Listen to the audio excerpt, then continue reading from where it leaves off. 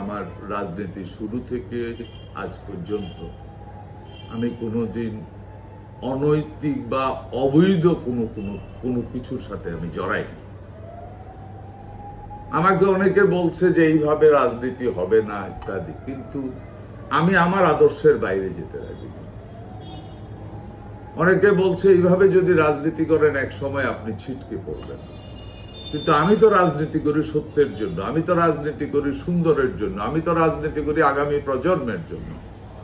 তাহলে আমি ন্যায় এবং সত্যের পক্ষে আমি ছিলাম, আমি আছি, আমি থাকব। আমার চ্যালেঞ্জ হলো আমি দেখি ন্যায় এবং সুন্দরকে নিয়ে কতটুকু আগানো যায়।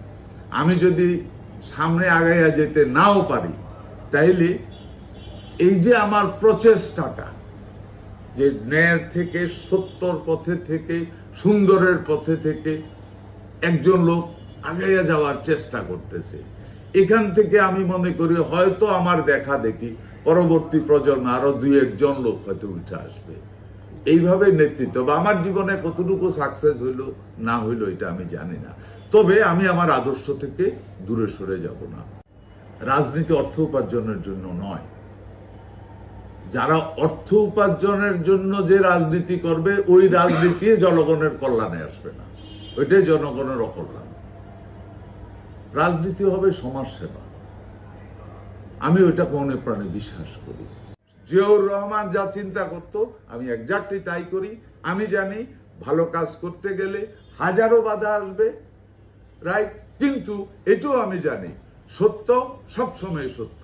হয়তো তুমি কিছু সময় তুমি বিপদ বা সমস্যার মুখোমুখি হবে, কিন্তু একদিন সত্যের জয় হবে। এটা হইলো আমার সবচেয়ে বড় কথা। এই জন্য যে কোনো ঝড় ঝাপটা এই সেই এগুলিকে আমি কেয়ার করি না।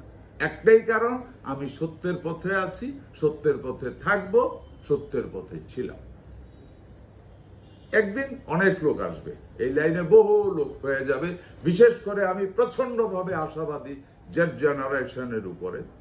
তারা কিন্তু দেশপ্রেম বলতে বুঝে, সত্যিকার অর্থে রাষ্ট্র পরিচালনা যে করবে তার কাজ অর্থ উপার্জন নয়, তার কাজ মাসুলগিরি নয়, তার কাজ চাঁদাবাজি নয়, তার কাজ সমাজের কল্যাণ করা, মানুষের কল্যাণ করা, দেশের কল্যাণ করা, পৃথিবীর কল্যাণ করা। আমি একজন হয়তো আছি, আমার এখানে চেষ্টা করব। আমি বিশ্বাস করি আমার এই চেষ্টার ভিতরে, আমার পিছনে হয়তো আমি থাকবো না সেদিন, অন্তত আরো